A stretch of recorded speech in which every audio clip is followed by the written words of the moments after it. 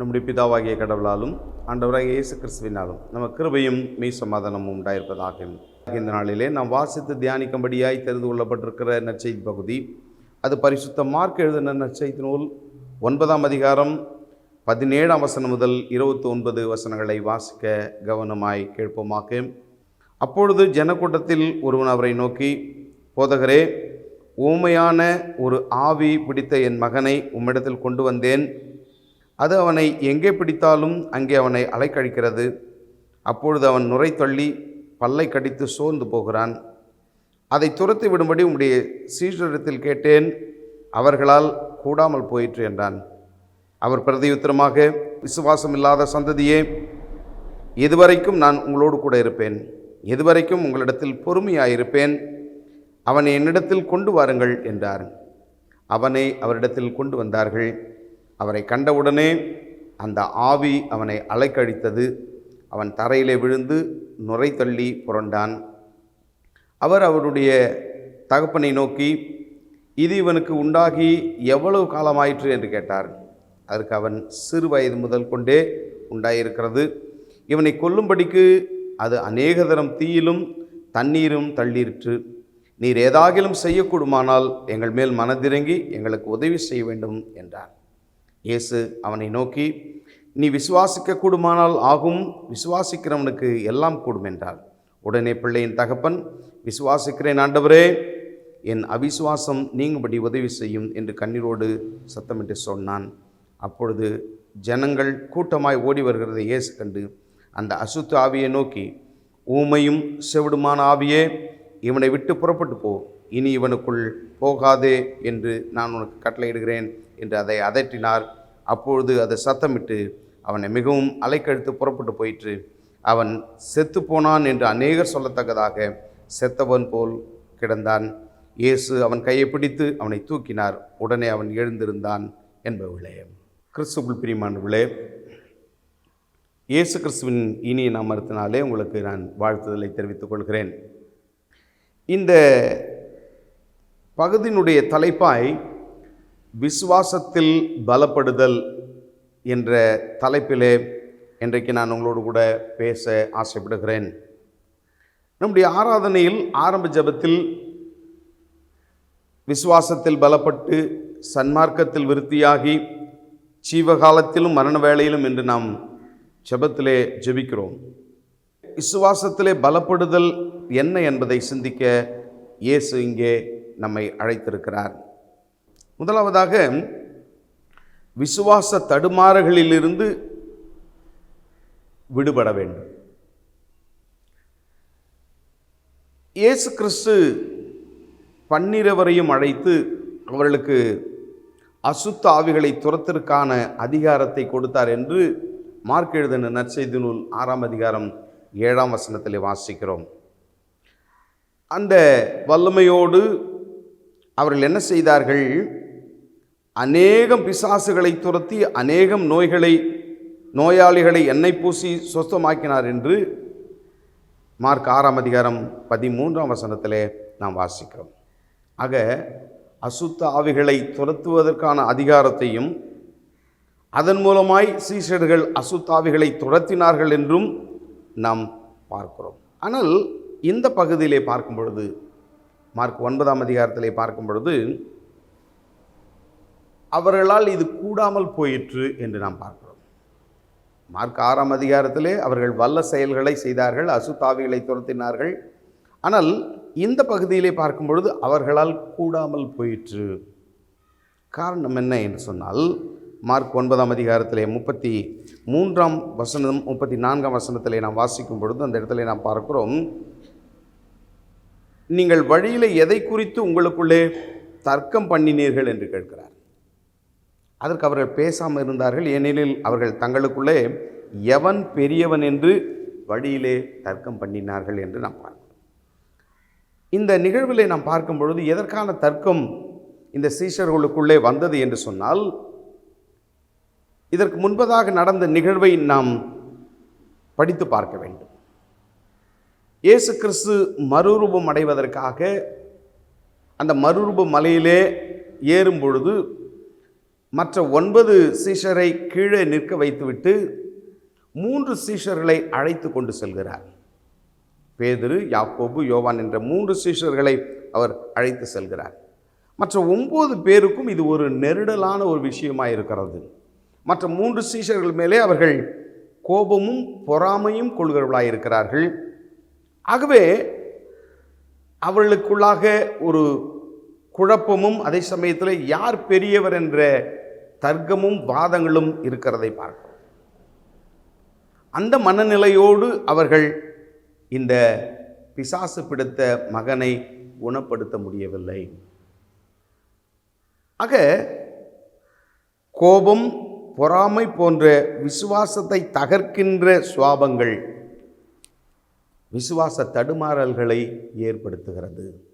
ஒருவேளை நாம் இப்படி ஒரு கேள்வி கேட்போம் என்று சொன்னால், ஏன் என்னுடைய வாழ்க்கையில் விசுவாச தடுமாறல்கள் வருகிறது என்று சொன்னால், நம்முடைய வாழ்வில் இவ்விதமான சுவாபங்கள், கோபங்கள், பொறாமைகள் போன்ற சுவாபங்கள் இருக்கும் பொழுது அவைகள் நம்முடைய விசுவாசத்தை பலவீனப்படுத்துகிறது. ஆக இந்த லெந்து காலங்களிலே நாம் விசுவாசத்திலே பலப்பட வேண்டும் என்று சொன்னால் இவ்விதமான சுவாப பலவீனங்களிலிருந்து விடுதலை பெற வேண்டும். பொருளை பவுல் அப்போஸ்தலன் சொல்லும் பொழுது நம்முடைய ஜென்ம சுவாபங்களை குறிப்பிட்டு சொல்கிறார். ஒருவன் கிறிஸ்துவுக்குள் இருந்தால் புதிய சிருஷ்டியாக இருக்கிறான், பழையவைகள் எல்லாம் ஒழிந்து போயின, எல்லாம் புதிதாயின என்று சொல்கிறார். ஆக ஜென்ம சுவாகங்கள் ஒழிந்தால் ஒழிய நாம் விசுவாசத்திற்குள்ளாய் கடந்து வர முடியாது. ஆக இந்த சீடர்கள் அந்த அசுத்த ஆவியை துரத்த முடியாமல் போனதற்கு காரணம் என்னன்னு சொன்னால் அவர்களுக்குள்ளாக இருந்த இந்த சுவாபங்கள். பிரியமானவர்களே, நம்முடைய சுவாப பலவீனங்களை விட்டு விலகும் பொழுது நாம் விசுவாசத்திலே பலப்பட அழைக்கப்படுகிறோம். ரெண்டாவதாக, நாம் விசுவாசத்தில் எப்பொழுது பலப்பட முடியும் என்று சொன்னால் அவிசுவாசத்தை நீக்க வேண்டும். அப்பொழுதுதான் விசுவாசத்தில் பலப்பட முடியும். வாசிக்கிட்ட பகுதியில் மார்க் 9ஆம் அதிகாரத்தில் 18ஆம் வசனத்தில் நாம் வாசிக்கும் பொழுது அந்த இடத்துல நாம் வாசிக்கிறோம். 18ஆம் வசனத்தில் அந்த பிசாசு பிடித்தனுடைய மகனுடைய தகப்பனுடைய நம்பிக்கையை பார்க்கிறோம். அந்த அவனுடைய நம்பிக்கை என்ன என்று சொன்னால், எப்படியாவது என்னுடைய மகனை குணப்படுத்துவார்கள் என்ற நம்பிக்கையோடு வருகிறான். ஆனால் உம்முடைய சீஷர்களால் அது கூடாமல் போயிற்று என்று சொல்கிறான். நம்பிக்கையோடு வந்தவனுக்கு இப்பொழுது ஒரு அவிசுவாசம் இருக்கிறதை பார்க்கிறோம். ஆனால் அதே மனநிலைமையோடு அவன் இயேசுவினிடத்தில் கேட்கிறான். 22ஆம் வசனத்தில் வாசிக்கும் பொழுது நாம் பார்க்கிறோம், அந்த இடத்துல நீர் ஏதாகிலும் செய்யக்கூடுமானால் என்ற அவிசுவாசத்தோடு ஆண்டவரிடத்தில் கேட்கிறதை பார்க்கிறோம். பிரியமானவர்களே, நம்முடைய விசுவாசம் பலப்பட வேண்டும் என்று சொன்னால் முதலாவது நம்முடைய அவிசுவாசம் நீக்கப்பட வேண்டும். இந்த இடத்துல அந்த பிசாசு பிடித்த மகனுடைய தகப்பன் சொல்கிறான். ஆண்டவரிடத்தில் சொல்லும் பொழுது அந்த இடத்தை தான் இந்த இடத்தை நாம் பார்க்க வேண்டும். இந்த இடத்துல சொல்லும் பொழுது என்னுடைய அவிசுவாசம் நீங்கும்படி உதவி செய்யும் என்று அழுகிறான். ஆண்டவரே, என்னை நீர் விசுவாசத்திலே பூரணப்படுத்தும், என்னுடைய அவிசுவாசம் நீங்கும்படியாய் செய்யும் என்று சொல்லி அவன் சொல்லுகிறதை பார்க்கிறோம். இந்த இடத்துல தகப்பனுடைய ஒப்பு கொடுத்தலும் அர்ப்பணிப்பும் அந்த இடத்துல காணப்படுகிறதை பார்க்கிறோம். ஆக அவிசுவாசம் நீங்க வேண்டும் என்று சொன்னால் ஒப்பு கொடுத்தலும் அர்ப்பணிப்பும் அவசியமாயிருக்கிறது. நாம் விசுவாசத்திலே பலப்பட வேண்டும் என்று சொன்னால் நமக்கு ஒப்பு கொடுத்தலும் அர்ப்பணிப்பும் தேவையாயிருக்கிறது. மூன்றாவதாக நாம் பார்ப்போம் என்று சொன்னால், விசுவாசத்திலே பலப்பட நாம் விசுவாசத்திலே வளர வேண்டும். முதலாவது நாம் பார்க்கும் பொழுது விசுவாசத்திலே பலப்படுவதற்கு விசுவாச தடுமாறல்களிலிருந்து விடுபட வேண்டும். இரண்டாவதாக அவிசுவாசத்தை நீக்க வேண்டும். மூன்றாவதாக விசுவாசத்திலே வளர வேண்டும்.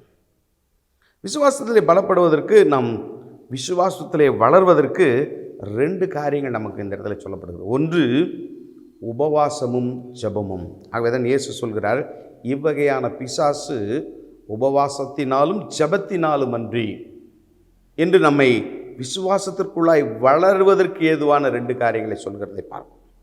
உள்ளே நம்முடைய வாழ்வில் சவாலான சூழ்நிலைகள் எதிர்கொள்ளும் பொழுது நமக்கு 2 காரியங்கள் தேவைப்படுது. ஒன்று ஜெபம், ரெண்டாவது உபவாசம். நம்முடைய வாழ்விலே நாம் எதிர்கொள்கின்ற சவாலான காரியங்கள் எதிர்ப்பான காரியங்களை மேற்கொள்வதற்கு உபவாசமும் ஜெபமும் தேவைப்படுகிறதா இருக்கிறது. அதுதான் நம்மை விசுவாசத்திலே வளர செய்கிறது. அந்த விசுவாசம் வளர்ச்சியிலே தான் நாம் விசுவாசத்திலே பலப்படுகிறவர்களாய் காணப்படுகிறோம். எம்மி வில்சன் கார்மைக்கல் என்று சொல்கிற ஒரு அம்மையாரை நாம் நம்முடைய தென்னிந்தியாவினுடைய பகுதிகளிலே ஊழியம் செய்தார் என்று பார்க்கிறோம். டோனாவூர் என்ற பகுதியிலே அவர் ஊழியம் செய்தார். சிறப்பான ஒரு ஊழியம். ஆனால் அவர்கள் அந்த ஊழியத்திலே சாட்சியாய் சொன்ன காரியம் என்ன என்று சொன்னால், என்னுடைய ஊழியத்தினுடைய வளர்ச்சி சவாலான சூழ்நிலைகளை நான் எதிர்கொள்வதற்கு எனக்கு விசுவாசமும் ஜெபமும் தான் முக்கியமாய் கருதப்பட்டது என்று சொல்கிறார். ஆகவே அந்த அம்மையார் விசுவாசத்திலும் ஜெபத்திலும் உபவாசத்திலும் இருந்ததினால அவர்கள் தனக்கு வந்த எல்லா விதமான சவால்களை மேற்கொண்டு ஒரு சிறப்பான பணியை அந்த டோனாவூர் பகுதிகளிலே அவர்கள் செய்தார்கள் என்று சொல்லி பார்க்கிறோம். பிரியமானவர்களே, லெந்து காலங்களிலே நம்மை விசுவாசத்திலே பலப்படுத்துவதற்கு என்னென்ன காரியங்கள் என்று சொன்னால், முதலாவது நாம் விசுவாசத்திலே பலப்படுவதற்கு நம்முடைய விசுவாச தடுமாறல்களிலிருந்து விடுபட வேண்டும். இரண்டாவதாக, நம்முடைய விசுவாசம் பலப்படுவதற்கு நம்முடைய அவிசுவாசம் நீங்கப்பட வேண்டும். அவிசுவாசம் நீங்கப்பட வேண்டும் என்று சொன்னால் நம்முடைய ஒப்பு கொடுத்தலும் அர்ப்பணிப்பும் தேவையாயிருக்கிறது. மூன்றாவதாக, நாம் விசுவாசத்திலே பலப்பட வேண்டும் என்று சொன்னால் விசுவாசத்திலே வளர வேண்டும். அதற்கு 2 காரியங்கள் நமக்கு தேவைப்படுது. ஒன்று ஜெபம், 2வது உபவாசம். ஆக எப்படிப்பட்ட காரியங்களிலே நம்மை ஆண்டவருக்குள்ளாய் ஒப்பு கொடுத்து நாம் வாழ்வதற்கு கர்த்ததாமே நமக்கு உதவி செய்வாராக. கர்த்ததாமே இந்த வசனங்களை ஆசீர்வதித்து காப்பாராக. ஆமென். ஜெபம் செய்வோம். நாளை கிருபையை நேசிக்கிற அன்பின் ஆண்டவரே, நாங்கள் விசுவாசத்திலே பலப்படுவதற்கு இந்த நிகழ்வின் மூலமாய் நீர் எங்களை உணர்த்ததற்காக நன்றி செலுத்துகிற சுவாமி. ஆமாண்டவரே, பல நேரங்களிலே எங்களுடைய வாழ்விலே விசுவாச தடுமாறல்கள் இருக்கிற சுவாமி. ஆண்டவரே, நாங்கள் அவிசுவாசம் உள்ளவர்களாயும் சில நேரங்களிலே நாங்கள் நடந்து கொள்கிறோம். அர்ப்பணிப்பும் அதே சமயத்திலே ஆண்டவரே முழுமையான ஒப்படைப்பும் எங்களிடத்திலே காணப்பட வேண்டுமா இடத்திலே நாங்கள் மன்றாடுகிற சுவாமி. நாங்கள் விசுவாசத்திலே வளர்வதற்கு இந்த உபவாசமும் ஜெபமும் தேவை என்பதை எங்களுக்கு நீர் உணர்த்ததற்காக நன்றி செலுத்துகிற சுவாமி. உபவாசத்தோடு கூடிய ஜெபத்திலே நாங்கள் நிலைத்திருந்து உம்முடைய அன்பையும் ஆசீர்வாதத்தையும் பெற்றுக்கொள்ள கர்த்தர் எங்களுக்கு உதவி பாராட்ட வேண்டுமாய் கொண்டு சொல்லிக்கிறோம். எங்களை ஆசீர்வதிப்பீராகவே நடத்துகிறார். இயேசு கிறிஸ்துவின் மூலமாக ஜெபிக்கிறோம் ஜீவனுள்ள நல்ல பிதாவே, ஆமென். தந்தை, மைந்தன், தூயாவியும் அன்புமுள்ளும் ஆசீர்வாதமாக இடத்திலும் இன்னும் சதா காலங்களிலும் நம் அனைவரோடும் இப்பொழுதும் எப்பொழுதும் இருப்பதாக, ஆமென்.